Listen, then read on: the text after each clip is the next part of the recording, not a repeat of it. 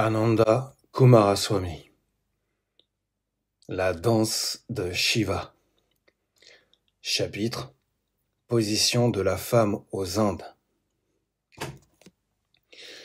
Le Mahabharata rapporte une conversation entre Shiva et Uma. Le grand dieu demande à Uma de définir les devoirs des femmes.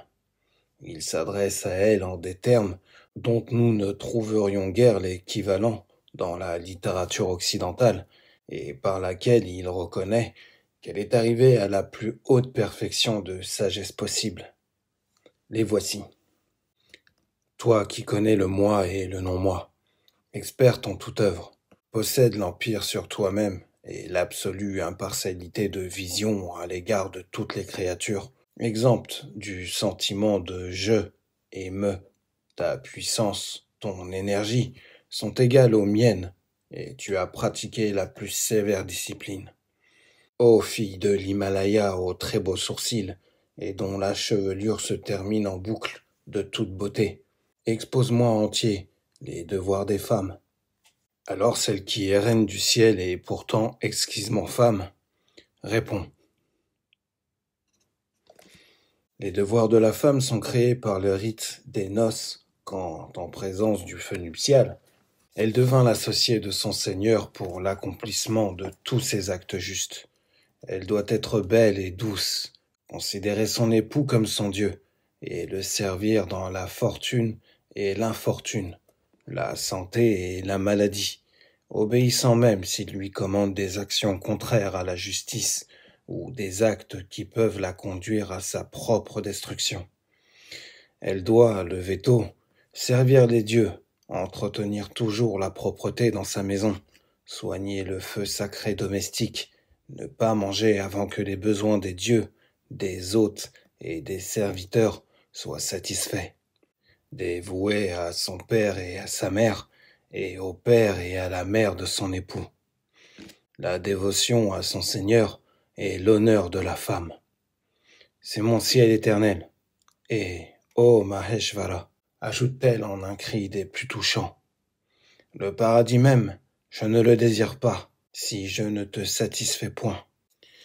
Elle est une véritable épouse, celle qui réjouit le cœur de son époux, dit Raja Sheshkara dans la Kapara Manjari.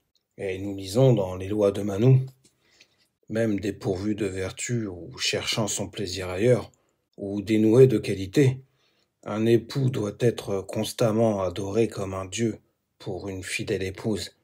Si une épouse obéit à son époux, pour cette raison seule, elle sera exaltée dans le ciel. Mise au monde des enfants, nourriture de ceux qui sont nés, vie journalière des hommes, de toutes ces choses, la femme est la cause visible, celle qui commande à ses pensées, ses paroles et ses actes, et ne viole pas son devoir envers son Seigneur, demeure avec lui après sa mort dans le ciel, et en ce monde les vertueux l'appellent une fidèle épouse.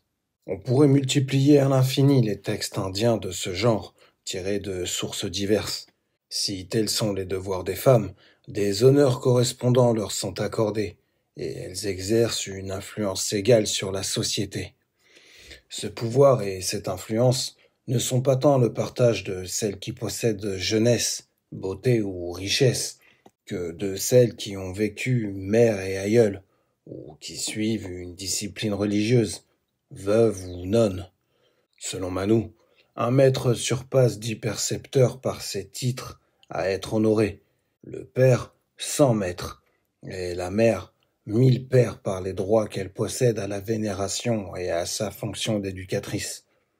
Quand Rama accepta le décret de bannissement de Kaikeyi, ce fut parce qu'une mère doit être considérée par son fils autant qu'un père. Même à l'heure présente, on ne saurait attribuer trop d'importance à l'influence de la mère indienne, non seulement sur ses enfants et dans toutes les affaires domestiques, mais sur les fils devenus hommes pour qui sa parole fait loi. D'après mes observations personnelles, il n'y a aux Indes que les fils ayant reçu une éducation anglaise qui n'honorent plus leur père et leur mère. L'histoire de Madalasa et de son fils Vikranta est particulièrement propre à illustrer le rôle de la mère indienne comme éducatrice. À mesure que grandissait chaque jour Vikranta, nous raconte le Markandeya Purana, Madalasa lui enseignait la connaissance du moi en l'entourant de soins dans la maladie, et à mesure qu'il croissait en force et que grandissait en lui le cœur de son père, il atteignait à la connaissance du moi par les paroles de sa mère. Et voici les paroles que Madalasa adresse au nourrisson qui pleurait sur ses genoux. Mon enfant, tu es sans nom et sans forme, et ce n'est que par fantaisie qu'un nom t'a été donné. Ton corps que voici façonné des 5 éléments n'est pas tien en vérité, ni tu ne lui appartiens. Pourquoi pleures-tu? Ou peut-être ne pleures-tu pas, et n'est-ce qu'un son indépendant qui sort du Fils du roi? Dans le corps réside un autre moi, et avec celui-là ne demeure pas la pensée que c'est à moi, laquelle tient de la chair. Honte à l'homme qui se laisse ainsi abuser. Même en ces derniers temps, dans les familles où les hommes ont reçu une éducation anglaise, n'ayant plus aucun rapport avec la vie et la pensée indienne, ce sont en général les femmes qui conservent l'héritage des modes de pensée et de sentiments, car au rituel domestique et à l'étiquette traditionnelle est liée une philosophie de la vie bien déterminée, qui trouve également son expression dans les contes, les berceuses et les poésies populaires, et dans des récits pouraniques et épiques qui constituent comme la Bible domestique de l'Inde. Dans ces conditions, il arrive souvent que les femmes, en dépit de leurs défauts de sentimentalité et d'ignorance, y sont restées les gardiennes d'une culture spirituelle infiniment plus précieuse que les capacités et les connaissances provenant d'une éducation moderne. Conformément aux écritures tantriques, consacrées au culte de la mère du monde, les femmes qui participent de sa nature plus essentiellement qu'aucun être vivant sont particulièrement honorées. La femme peut être un maître spirituel, gourou entre parenthèses, et l'initiation d'un fils par sa mère est plus féconde que tout autre. On peut douter de l'application universelle de ce principe, si l'on croit avec Paraclès que la femme est plus proche du monde que l'homme, comme semblerait le prouver son point de vue toujours plus personnel. Mais à des êtres tels que Madalasa, toutes choses sont possibles. La revendication de la nonne bouddhique s'écriant « Comment la nature de la femme nous serait-elle un obstacle ?» ne fut jamais systématiquement repoussée par l'Inde. Il aurait été contraire à l'esprit de la culture indienne de refuser aux femmes, individuellement, l'occasion d'acquérir sainteté et savoir, en leur interdisant les écoles de théologie ou de sciences, à la façon des universités occidentales au XIXe siècle. Mais là où la norme sociale se trouve dans le mariage et les enfants, pour l'homme comme pour la femme, il fallait des circonstances et des cas exceptionnels pour que la femme se spécialisât soit dans la théologie, comme Auvai, Mira, Bai ou les nonnes bouddhiques, dans la science, comme Lilavati, ou dans la guerre, comme Chandbibi, ou la Rani de Jhansi. Celle qui se trouvait libre d'acquérir une culture approfondie ou de se consacrer tout entière à la religion ou à un art quelconque ne pouvait être que la sannyasini ou la religieuse, la veuve et la courtisane. La majorité des femmes a toujours et naturellement préféré le mariage et la maternité, mais celles qui se sentaient attirées vers la religion, celles qui perdaient avec leur mari la raison principale de leur existence, celles que l'on formait dès l'enfance en vue d'être des artistes accomplis, ont toujours entretenu une forte tradition dans les diverses branches de culture, telles que l'assistance sociale ou la musique. Nous devons faire remarquer que toutes les sociologies hindoues ont considéré ces spécialisations comme plus ou moins incompatibles avec la vie conjugale et la maternité. L'existence n'est pas assez longue pour accomplir tant de choses et de si différentes. L'hindouisme n'admet pas la recherche de l'expression de l'ego, mais vise immuablement à la liberté spirituelle. Ceux qui ont conscience d'une vie intérieure suffisante, par cela même, deviennent indifférents à l'expression extérieure de la personnalité changeante, la leur ou celle d'autrui. Le but suprême de la discipline sociale hindoue est l'unification de toutes les individualités humaines pour une vie plus vaste et plus profonde que la vie individuelle, l'accomplissement de la tâche assignée à chacun sans se préoccuper de l'échec ou du succès, la faculté de distinguer l'éternel de ses formes passagères et la délivrance de cette prison trop étroite du moi et mien. L'anonymat s'accorde ainsi avec la vérité, et c'est l'une des caractéristiques dont la culture hindoue peut être le plus fière. Les noms des auteurs des épopées n'ont rien d'authentique, et plus tard même, les écrivains eurent l'habitude de supprimer leurs noms et d'attribuer leurs œuvres à des poètes mythiques ou fameux, afin de rendre les lecteurs attentifs à la vérité, qu'ils étaient plus désireux de prétendre à avoir entendu qu'inventé. De même, aucun nom de peintre ou de sculpteur hindou n'est connu. Toute la littérature sanskrite ne renferme pas une seule autobiographie, et l'histoire y joue peu de rôle. Comment donc les femmes auraient-elles cherché des moyens de réclame personnelle qui n'avaient nul attrait, même pour les hommes? Le concept dominant de l'éthique hindoue est la vocation, dharma, entre parenthèses. Le mérite le plus haut réside dans l'accomplissement de son devoir propre. En d'autres termes, il consiste à se consacrer à son état. La société indienne était remarquablement organisée, et si l'on y considérait comme action répréhensible pour un homme de remplir les devoirs d'autrui plutôt que les siens, à plus forte raison devait-on condamner toute confusion de fonction entre l'homme et la femme, puisque la différenciation en est si évidente. Comme le dit Manu, pour être mère, les femmes ont créé, et pour être père, les hommes. Et il ajoute ces mots significatifs. Aussi, les sacrements religieux dont ils ont été ordonnés, dans le Veda, comme devant être observés par l'époux en même temps que l'épouse. La théorie asiatique du mariage, qui aurait été parfaitement comprise au Moyen Âge, avant que la femme européenne fût devenue économiquement un parasite, et qui est encore fort peu éloignée de celle du christianisme romain ou grec, mais pas aisément intelligible à la conscience démocratique industrialisée de l'Europe et de l'Amérique.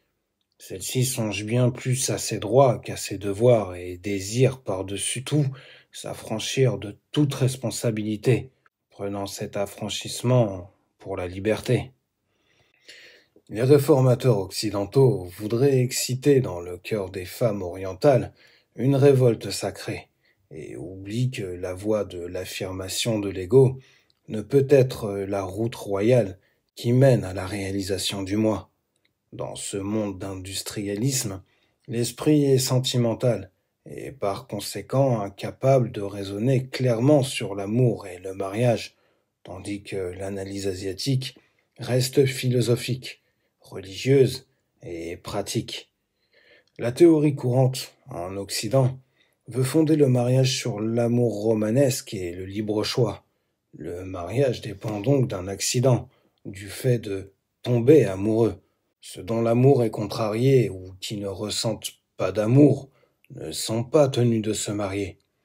Cette attitude individualiste est logiquement soutenable si le mariage doit cesser dès que disparaît l'amour. Admettre les relations sexuelles seulement comme une expression extérieure exigée par l'amour-passion et regarder une intimité continuée ou commencée par le seul plaisir, pour des raisons de prudence ou même de devoir comme essentiellement immoral, c'est un idéal religieux très élevé. Des individus ou de groupes isolés l'ont constamment soutenu, et il se peut que le développement ultime de l'individualisme idéaliste tende à le réaliser plus pleinement. Mais ne nous laissons pas abuser et ne croyons pas que le mariage occidental, nominalement fondé sur le libre choix, assure une unité permanente de passion physique et spirituelle. Au contraire, dans la majorité des cas, il retient ensemble ceux qui ne sont plus amoureux, l'habitude des considérations de prudence, ou s'il y a des enfants, un sentiment de devoir contraignent souvent à continuer sans passion un mariage dont l'amour romanesque a été au début le sine qua non. Des époux qui vivent maintenant dans une union fondée sur l'affection et sur une communauté d'intérêts ne seraient pas entrés dans l'état de mariage pour ces seules raisons. Si le foyer vaut la peine d'être conservé dans la société moderne, et aux Indes, en tout cas, la famille est encore l'élément central de l'organisation de la société. La meilleure solution restera probablement toujours dans quelque compromis semblable à celui qu'implique un mariage plus ou moins permanent, mais avec plus de tolérance pour les exceptions qui s'écartent de la règle. Qu'allons-nous donc considérer comme le fondement sur lequel doit s'édifier le mariage normal? Pour les sociologues hindous, le mariage est une relation éthique et sociale, et la procréation des enfants est le paiement d'une dette. L'amour romanesque est une brève expérience qui permet de goûter la liberté éternelle. Il est essentiellement religieux et extatique, et en lui-même absolument antisocial, puisque tout avant-goût de l'union est une négation du relatif. C'est la part de Marie. Il est vrai que la magie de cette révélation peut persister des semaines et des mois, durant lequel la vie entière est illuminée par la fusion partielle de la conscience de l'amant et de l'objet aimé. Mais tôt ou tard, dans presque tous les cas, il faut revenir au monde de l'irréalité, et la vision pénétrante qui douait l'objet aimé de qualités innombrables s'éteint à la lumière du sens commun. Fortunés sont les amants qui restent une communauté d'intérêts et de devoirs, et une réciprocité de tempéraments sur lesquels fonder l'amitié, l'affection et l'indulgence. De ce hasard dépend la possibilité du bonheur durant la plus grande partie de presque toute vie conjugale. Le mariage hindou diffère du mariage de sentiment, surtout en ce qu'il met au premier rang ses considérations. Là encore, le bonheur naît de l'accomplissement de la vocation bien plus que si la satisfaction immédiate en était la fin première. J'emploie exprès le mot vocation, car le mariage oriental, comme l'art de l'acteur oriental, est l'exécution d'un plan traditionnel et reste indépendant des accidents de la sensibilité. Être un homme comme Rama, une femme comme Sita, plutôt que d'exprimer sa personnalité, voilà le but. La formule est déterminée d'avance. Mari et femme ont tous deux leur rôle à remplir, et nous pouvons ainsi mieux comprendre comment, dans la loi de Manu, l'épouse doit considérer son époux comme un dieu, indépendamment des mérites ou des démérites de cet homme. Il serait au-dessus de la dignité d'une épouse de s'écarter de l'idéal féminin, simplement parce qu'un homme a failli. C'est pour elle-même et pour la communauté, et non pour lui seulement, que la vie doit s'harmoniser avec l'unité éternelle de Purusha et Prakriti.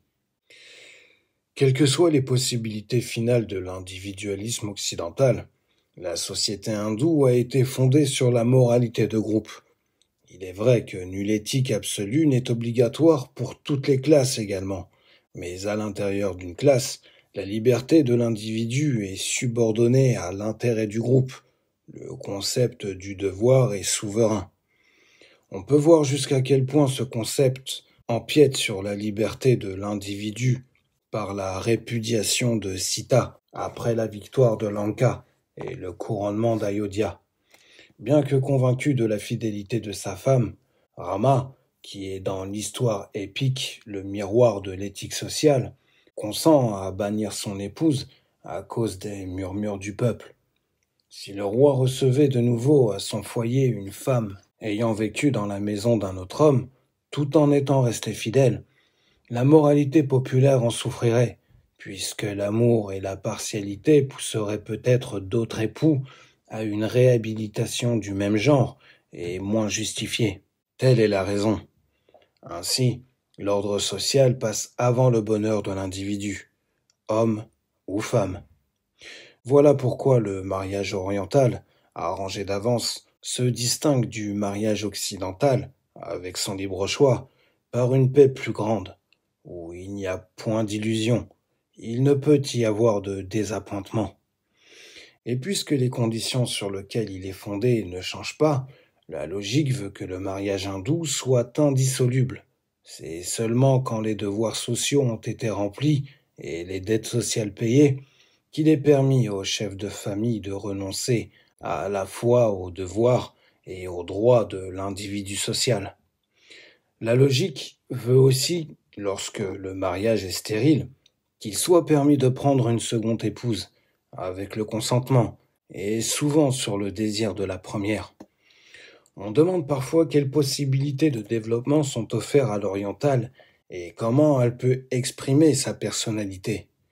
Je répondrai que, d'après le plan de la vie, elle a la possibilité d'être femme.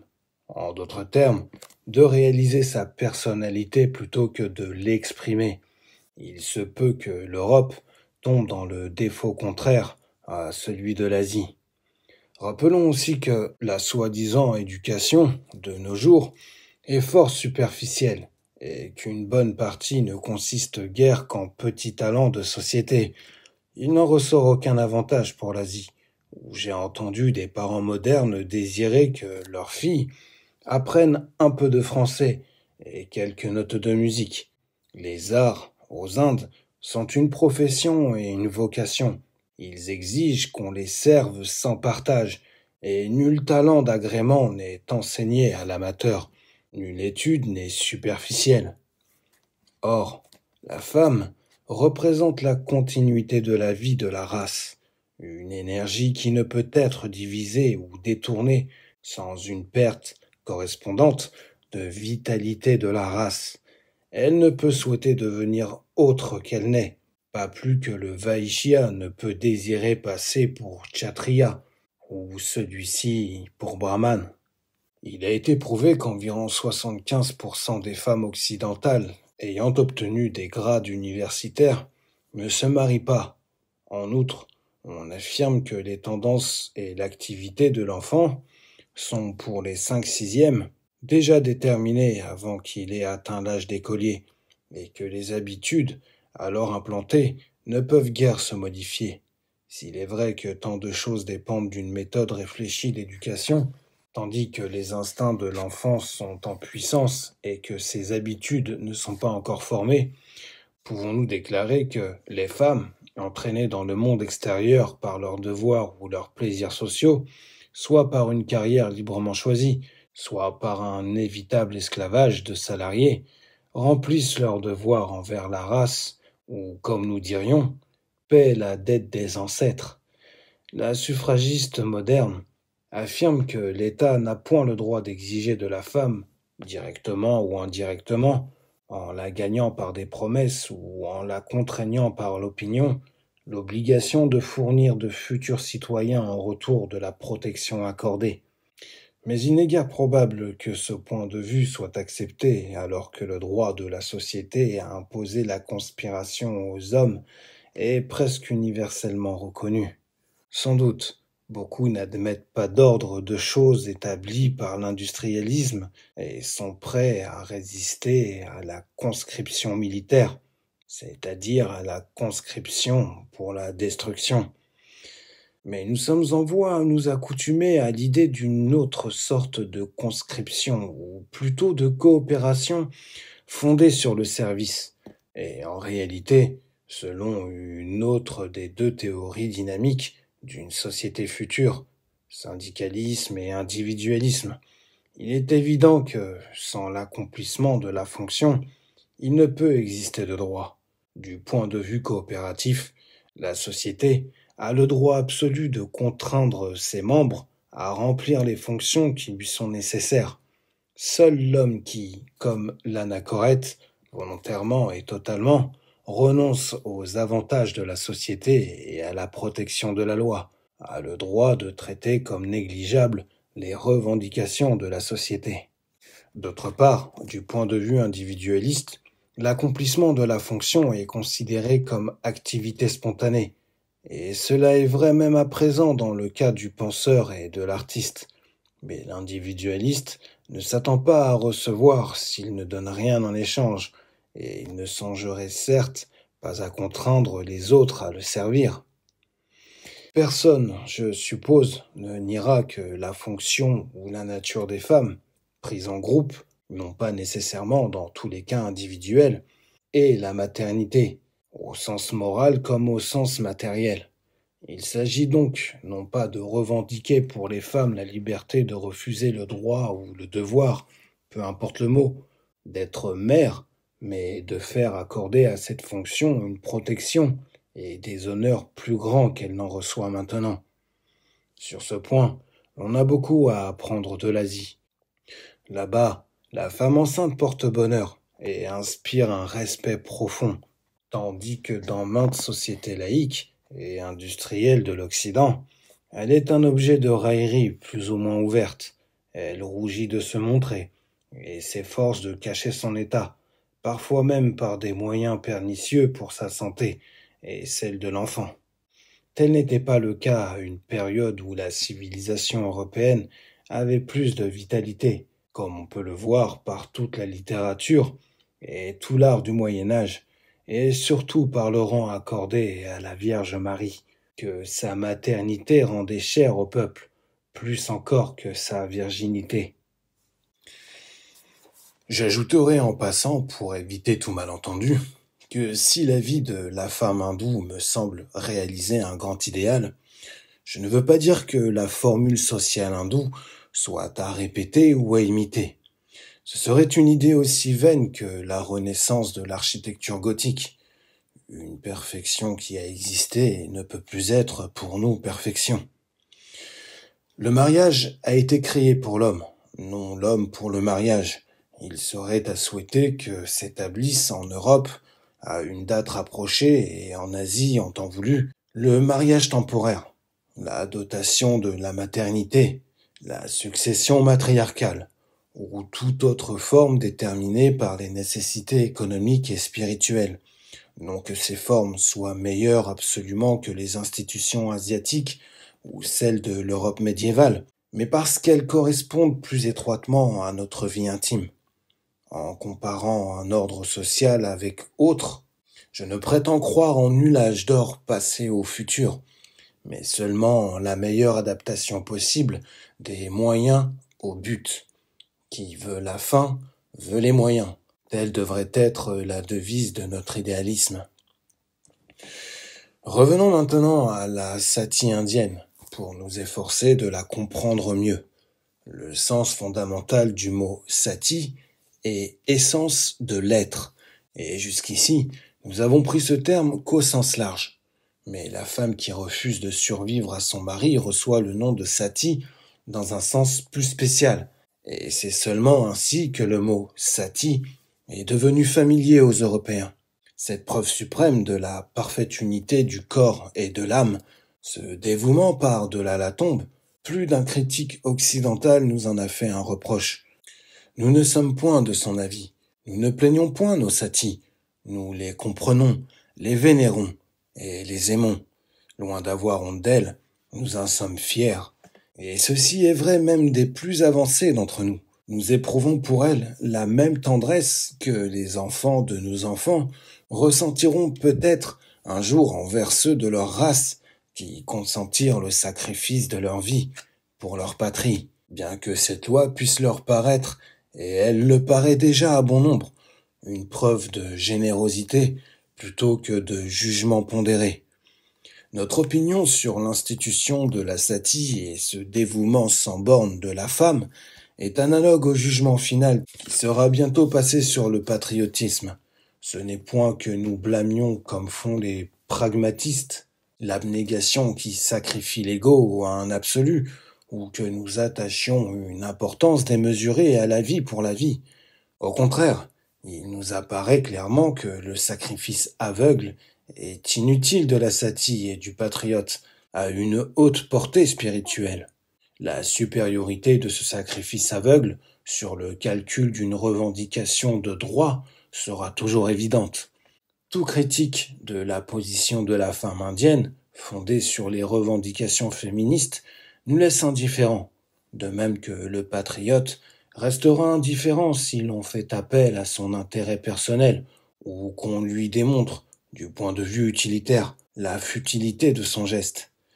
Nous admettons qu'on meurt pour une idée, comme l'ont fait les satis et les patriotes, mais nous reconnaissons qu'il peut y avoir d'autres idées, et plus grandes, au service desquelles il vaut mieux vivre.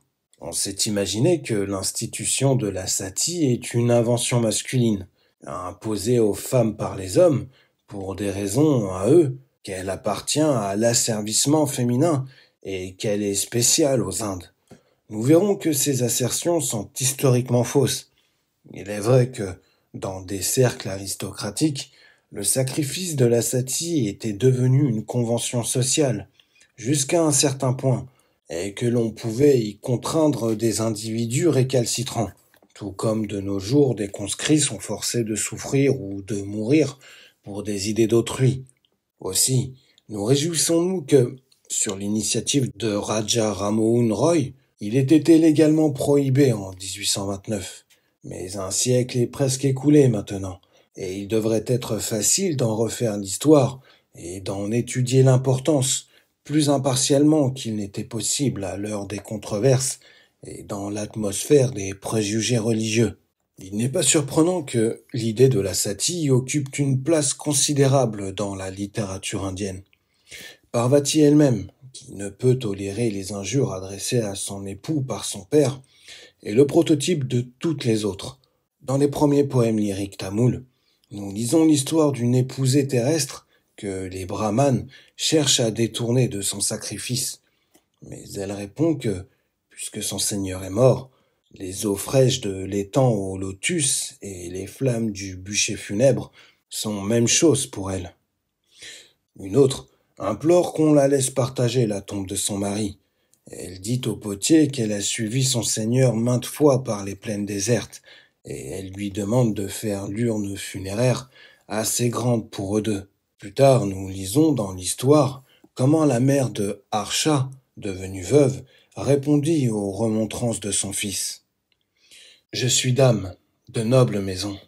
As-tu oublié que je suis lionne, la compagne d'une âme noble qui, tel un lion, trouvait ses délices dans 100 batailles, un homme d'un génie et d'une spiritualité sublime. Kabir reconnaît si bien l'authenticité de l'élan de la sati qu'il emploie constamment ce mot pour image de l'abandon de l'ego en Dieu. Et en effet, dans toute la littérature mystique de l'Inde, la relation amoureuse de la femme envers l'homme est prise sans hésitation pour le reflet immédiat de l'expérience spirituelle. Ceci est très frappant dans la littérature sur Radha et Krishna. Mais notons ici tout particulièrement le beau poème si intéressant de Mohammed Riza Naoui, sous le règne d'Akbar, sur le sacrifice d'une jeune hindoue dont le fiancé avait été tué le jour même du mariage. Ce poète musulman, pour qui les hindous sont des idolâtres, ne fait pas ce récit dans un esprit d'intolérance religieuse ou de condescendance éthique.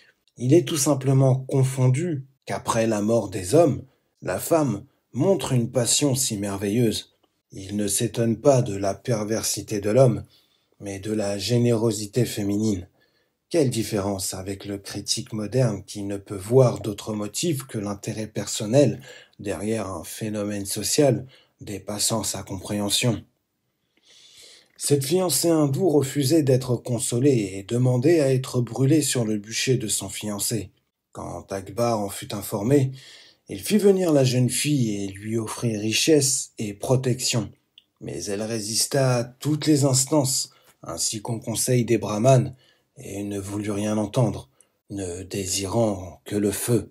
Akbar fut forcé, à contre-cœur, de donner son consentement au sacrifice, mais il la fit accompagner par son fils, le prince Danial, qui continuait à la dissuader. Même au milieu des flammes, elle répliquait à ses objurations. « Ne m'importune point, ne m'importune point, ne m'importune point. » Ah, s'écrie le poète, que ceux dont le cœur est embrasé du feu de l'amour, apprennent de cette fleur pure le courage. Enseigne-moi, ô Dieu, la voie de l'amour, et enflamme mon cœur du feu de cette Vierge. Ainsi prie-t-il pour lui-même et pour elle. Ô Dieu, exalte la tête de cette rare jeune fille cachée, dont la pureté surpassait celle des houris.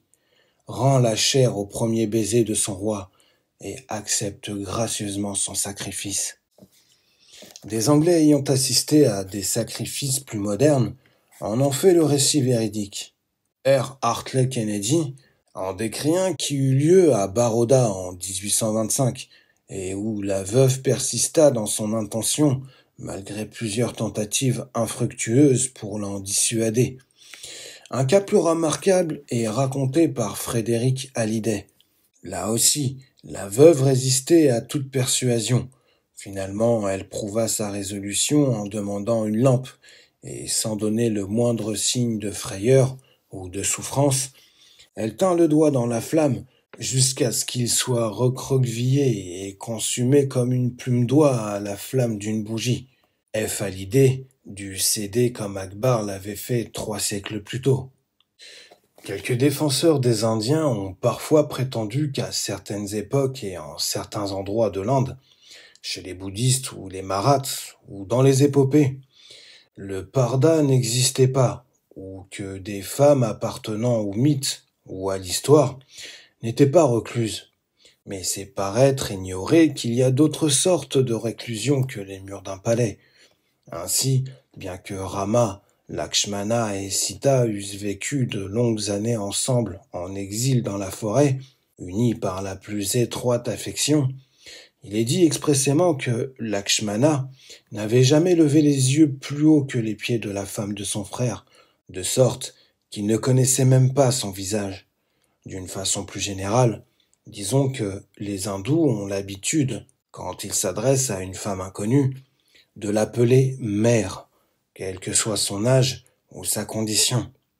Ces murs invisibles font une réclusion aussi absolue que n'importe quel parda. Aussi, les rues d'une ville de l'Inde sont-elles plus sûres la nuit pour une femme que celles des cités d'Europe. J'ai entendu plus d'une Européenne, à qui l'Inde est familière, exprimer cette ferme conviction. Les critiques occidentaux ont souvent affirmé que l'occidental est l'esclave et que nous l'avons rendue ce qu'elle est. Nous ne pouvons répondre qu'une chose, c'est que pour nous, liberté et affirmation de la personnalité ne sont pas identiques et que la femme orientale est ce qu'elle est, seulement parce que notre culture religieuse et sociale lui a permis d'être et de rester essentiellement féminine. Nous autres, hommes, ne pouvons revendiquer tout l'honneur d'avoir créé le type de si exquise perfection représenté dans la littérature et dans l'art, en dépit de l'insistance que mettent les industrieux critiques de l'âge industriel à vouloir nous imposer cet honneur. L'oriental n'est pas, du moins nous ne le prétendons pas, supérieure aux autres femmes par sa nature intime. Elle est peut-être d'un type plus ancien, plus pur, plus spécialisé, mais elle est d'un type certainement universel, et c'est justement la femme de l'époque industrielle qui s'en écarte. La noblesse de la femme ne vient pas de la race, mais de l'idéal qu'elle se propose, et c'est le résultat d'une certaine conception de la vie. Savitri, Padmavati, Sita, Radha, Uma, Lilavati, Tara, nos héroïnes divines et humaines sont de la même famille universelle, car tout ce qui est féminin tient de la mère. Qui a montré plus complet dévouement qu'Alceste, plus de patience que Chrysélidis, qui fut plus amante que Deirdre, plus soldat que Jeanne d'Arc, plus amazone que Brynhilde. Quand le Titanic sombra, nombre de femmes, à tort ou à raison, c'était leur affaire, refusèrent d'être sauvées sans leur mari, ou furent arrachées de force de leurs bras, confirmation dramatique de la persistance de cet héroïsme de l'amour, toujours et partout le même, plus fort que la mort, et qui n'appartient pas seulement à l'Inde et au siècle passé. Je crois que l'idéal indien n'a pas été le trésor exclusif d'une race ou d'un temps. Il reparaît partout où la femme devient libre d'être vraiment elle-même, c'est-à-dire partout où une culture religieuse, héroïque et esthétique suffisante lui offre la protection nécessaire. L'indépendance même qu'elle réclame dans les temps modernes, en voulant affirmer sa personnalité, n'est que le concept de protection retournée, et il se peut qu'une fois libérée, elle nous révèle le type même que nous avons adoré chez celle qui semblait être esclave. En tout cas, l'une ou l'autre solution vaut mieux pour l'homme que la nécessité de protéger les femmes d'elles-mêmes, et la tyrannie de celles-ci qui ne sont pas capables d'amitié parce qu'elles ne sont ni liées ni libres. Le cri de notre satie indienne ne réclame pas de protection contre une destinée qu'on lui impose, il est individualiste, et il a été proféré par toutes les femmes qui ont suivi leur amour au-delà de la tombe. Deirdre refusa l'aide et les soins de Concobar. Ce n'est ni terre, ni bien, ni nourriture que je désire, dit-elle, ni or, ni argent, ni chevaux, mais licence d'aller à la tombe où gisent les fils d'Unak. Emer criait à Cuchulainn égorgé, « Amour de ma vie, mon ami, mon aimé, toi que j'ai seul choisi entre les hommes de ce monde, nombreuses sont les femmes, épouses ou non-épouses, qui m'ont envié jusqu'à ce jour, et maintenant, je ne veux plus demeurer vivante après toi. » Les Irlandaises n'étaient pas esclaves, et la teutonne de jadis est généralement regardée comme le type de la femme libre, et même de l'Amazone. Nous ne nous représentons pas Brynhild, la Vierge au bouclier, qui apporte sur les nuées la victoire, contrainte par les hommes faibles et soumise. Pourtant, quand Sigurd fut assassiné, elle se fit satie. Les prières de Gunnar n'eurent pas plus d'effet que celles de Concobar sur Deirdre. Il posa les bras autour de son cou et la supplia de vivre et de recevoir de lui la richesse. Et tous les autres, pareillement, voulurent la dissuader de mourir. Mais elle les repoussa tous loin d'elle, et dit que ce n'était le rôle de personne de la détourner de ce qui était sa volonté.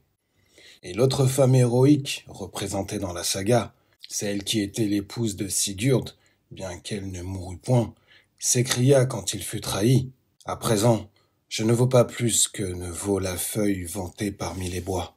À présent que voilà la mort. Celle qui est dame courtoise, dit le Chaclafesque, de modestie, son visage brillera. » Cet idéal de courtoisie, de suprême mansuétude, très doucement, courbant la tête comme si honteuse elle était, dit le Merlin anglais, persiste dans la chevalerie du Moyen-Âge. Pourtant, c'est autour de cet être timide, effacé, mystère pour l'homme, que se meut tout le monde médiéval. D'abord réserve l'honneur à Dieu, dit Malory, puis secondement, la querelle doit venir de ta dame, comme Umma et Sita, la Vierge Marie est l'image d'un être parfait. Car en cette rose furent contenus ciel et terre en un petit espace. Et nous apercevons pendant un certain temps, dans la poésie et l'architecture, une idéalisation de la femme et de l'amour féminin, de même nature que les louanges de Radha dans les chants contemporains de Chandidas et de Vidyapati.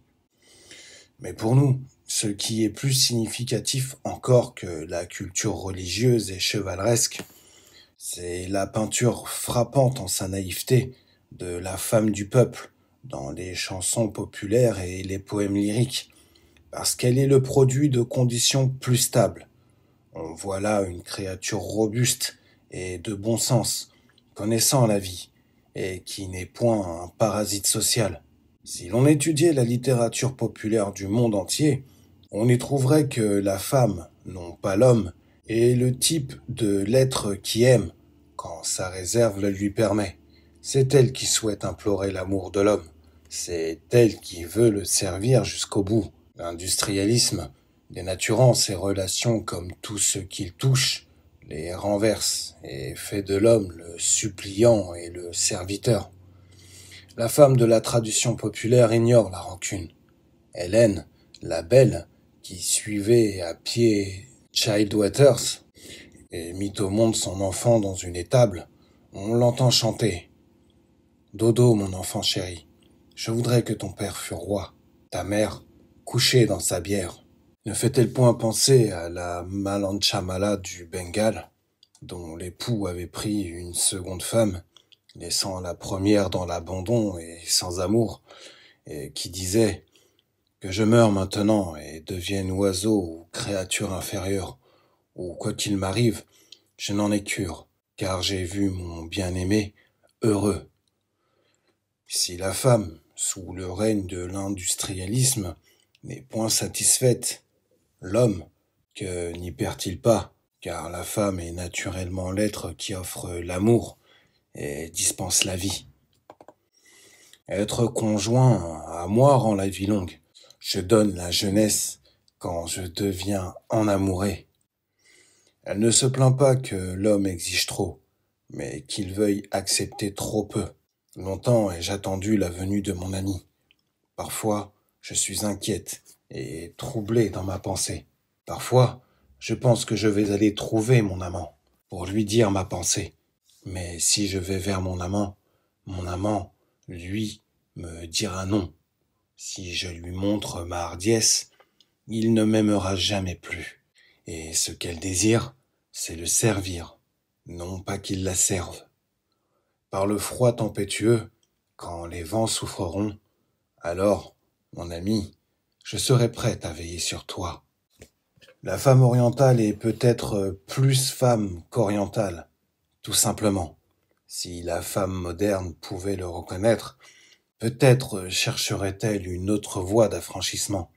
L'affranchissement non pas de l'amour, mais de l'industrialisme. Pourquoi n'entreprendrions-nous pas cette recherche ensemble? Certes, la femme moderne a des raisons de n'être pas satisfaite. Que ne lui a-t-on pas enlevé? L'organisation de la société pour la concurrence et l'exploitation a rendu possible pour le petit nombre, le très petit nombre seulement, le confort matériel et une sécurité de vie plus grande. Mais ce petit nombre de privilégiés sont privés de tout équilibre. Elles ne peuvent marcher, se vêtir, se marier raisonnablement ou désirer des enfants ou des amants, ou croire en une puissance qui ne s'extériorise pas dans la loi. De la foi en soi, en la foi en un bulletin de vote, quelle déchéance! Depuis le XIVe siècle, chaque décade a vu diminuer l'influence féminine. Elle dominait dans la religion, la poésie, la musique, l'architecture, la vie entière. Mais les hommes, quand ils réformèrent l'Église et vous enseignèrent que l'amour n'était pas un sacrement sans le sceau de l'approbation ecclésiastique, quand ils emprisonnèrent la musique dans des modes de même tempérament, quand ils substituèrent le savoir au sentiment et à la sagesse dans l'éducation, quand ils vous persuadèrent de vous comprimer les pieds et la taille par élégance, et de trouver grossier le langage de la poésie élisabéthaine, quand enfin ils vous enseignèrent à devenir impérialistes et s'en allèrent coloniser et civiliser le reste du monde, tandis que vous restiez inoccupés en Angleterre, et si vous avez chance de vous marier, ne le pouvant que 10 ou 15 ans trop tard, doivent-ils s'étonner que vous ne soyez pas satisfaite et réclamiez le droit à une carrière, non pas seulement pour gagner votre pain, mais pour donner un but à votre vie? Combien de femmes ont attendu pour découvrir un but à leur vie, que les énergies de l'homme se soient employées à une activité purement destructrice? Quelle confession! Recevoir le droit de vote ne serait qu'une faible compensation pour tout ce que vous avez souffert. Si nous n'avions maintenant assez vu ce qu'est qu'un gouvernement représentatif et la tyrannie des majorités pour en comprendre la futilité. Que les femmes comme les hommes détournent leur regard des fausses illusions du gouvernement et commencent à comprendre l'action directe. Elles ont assez à faire de résoudre le problème de leur vie sans essayer de diriger celle des autres. Nul homme vraiment doué n'a le temps ni la force de faire d'autre œuvre que la sienne. Il en doit être de même pour la femme.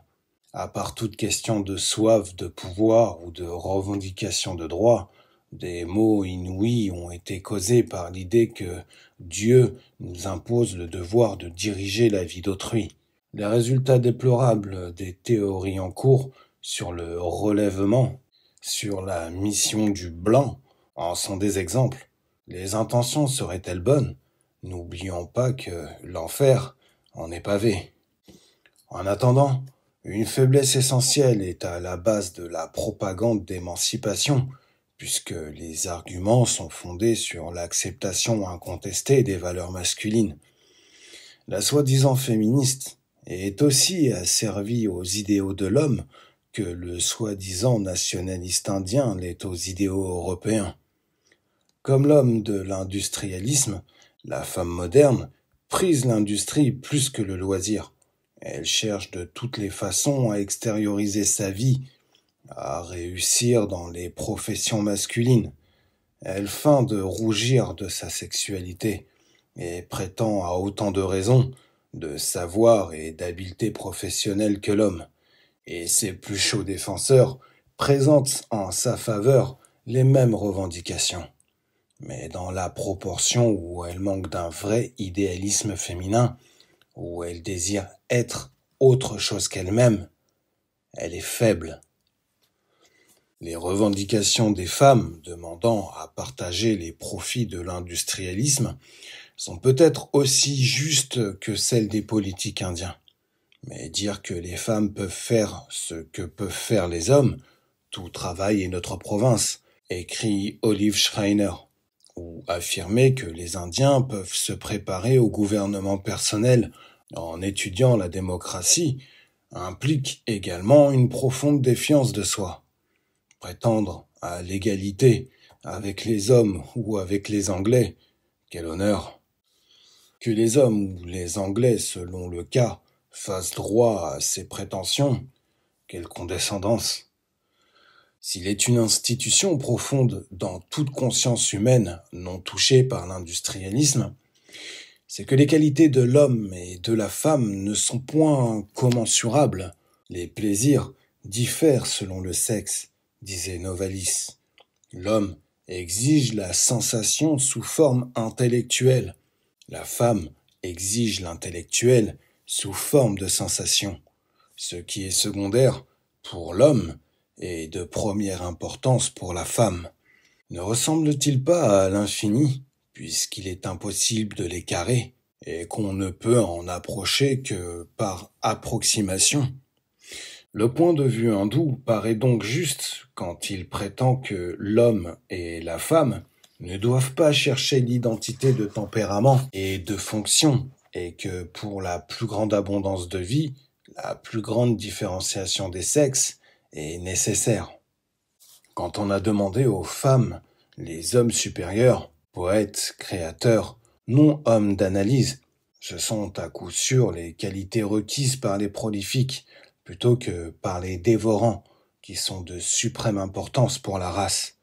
La seule chose qu'ils aient exigée de la femme, c'est la vie. Et à une chose du moins, les plus grands hommes ont été indifférents. C'est à la somme de savoir possédé par la femme. Ce ne fut point à cause de sa science que Béatrice inspira Dante, ou la lavandière Chandidas. Quand Cuchulainn se choisit une épouse, il prit Aimer parce qu'elle avait les 6 dons: beauté, voix, doux parler, habileté à l'aiguille, sagesse et charité. Nous savons seulement d'Hélène qu'elle était étrangement semblable à quelques esprits immortels, c'est-à-dire qu'elle était rayonnante. L'éclat de radar rendait le sol sur lequel elle se tenait brillant comme l'or. Et le vieux poète anglais écrit d'une autre femme: son amour de lumière luit comme une lanterne la nuit. C'est ce rayonnement chez la femme qui, plus que tous ses autres attributs, pousse les hommes à l'héroïsme guerrier ou poétique. L'héroïsme guerrier est compris de tout le monde, et nul ne s'étonne de l'admiration de Lady Hamilton pour Nelson. Mais l'activité guerrière est atavique, et des peuples très civilisés comme les Chinois la considèrent avec un franc mépris. Nous ne comprenons pas encore l'héroïsme de l'art, cette impuissante et perpétuelle dépense que tout travail créateur impose à la fois au corps et à l'âme. L'artiste doit batailler sans trêve pour s'assurer l'empire sur lui-même et ce qui l'entoure. Généralement, il faut qu'il accomplisse son œuvre aux prises avec des adversaires violents, ignorants et souvent bien organisés, ou en luttant contre une apathie encore plus déprimante, ou pour le moins, contre la résistance acharnée de la matière aux idées qui la pétrissent, la qualité tamasique des choses. L'amour ardent de la femme n'est pas une trop grande récompense pour celui qui est fidèle à sa tâche, mais cet amour est bien plus que la récompense de l'action. C'est l'énergie sans laquelle l'action serait peut-être impossible. Comme mal seul, le grand Dieu est inerte, et sa force est toujours féminine, et c'est elle qui mène les armées célestes contre les démons. Quand l'homme était contraint de passer sa vie à la guerre ou à la chasse, et que la femme avait besoin d'une protection physique aussi bien que spirituelle, alors elle ne pouvait trop lui donner de sa personne pour le servir. Nous avons vu dans les chansons populaires et les épopées comme le culte de l'homme fait partie de la nature la plus intime de la femme. Selon les expressions d'un autre texte indien, son mari est pour elle un lieu de pèlerinage. Les aumônes qu'on donne, les vœux qu'on accomplit, et il est son éducateur spirituel. C'est pourtant la même école qui considère l'initiation du fils par la mère comme 8 fois plus efficace que tout autre. Nous n'avons pas encore appris que de pareils rapports sont nécessaires pour la vie la plus haute, même dans les conditions de paix perpétuelle. La tendresse de la femme est aussi indispensable à l'homme qu'elle fut jamais au temps où le premier devoir de l'homme était la guerre matérielle. Peu d'hommes, s'ils ne sont entourés de cette atmosphère de tendresse, sont capables d'atteindre la grandeur, et s'ils y arrivent, ils courent le danger d'un développement unilatéral. La femme possède le pouvoir de créer perpétuellement chez l'homme les qualités qu'elle désire, et c'est une puissance infiniment supérieure à celle que pourrait jamais lui conférer directement la possession de ces mêmes qualités. Loin de nous de vouloir suggérer, cependant, qu'un développement préconçu doit être imposé aux modernes individualistes. On n'arrive à rien en faisant entrer de force ceci ou cela dans un moule. J'ai seulement essayé d'expliquer que la formule de la condition féminine dans la société orientale peut être déjà cristallisée, comme les formules de l'art classique devenues académiques, a néanmoins représenté, jadis, et représente encore dans son essence, bien que l'on ne sente plus dans la réalisation, l'expression véritable de la nature même de la femme. Si tel n'est point le cas, alors la formule est condamnée. J'ignore si notre individualisme idéaliste nous permettra jamais de renouer à toute forme ou formule. Je crains pour ma part que le mariage ne puisse cesser d'exister sur cette terre, mais à supposer que chaque créature devienne libre de se découvrir elle-même et de se conduire d'après sa nature propre, alors la relation naturelle de la femme et de l'homme pourrait fort bien entraîner les mêmes conditions magiques impliquées dans ces formes de l'art médiéval et de la société orientale que l'on est prêt de rejeter comme artificielles et conventionnelles. Sinon, nous n'avons qu'à nous soumettre à l'inévitable.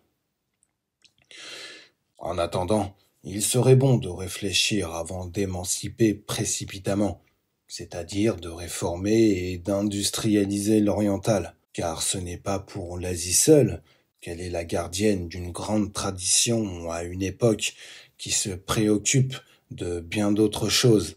Si on lui persuadait, à elle aussi, de dépenser ses forces aux choses extérieures, il arriverait peut-être un temps où l'on ne croirait plus à l'existence des femmes comme celles que peignirent les anciens poètes, où l'on aurait oublié que la femme ait jamais pu être une créature d'abnégation, de volupté et de modestie.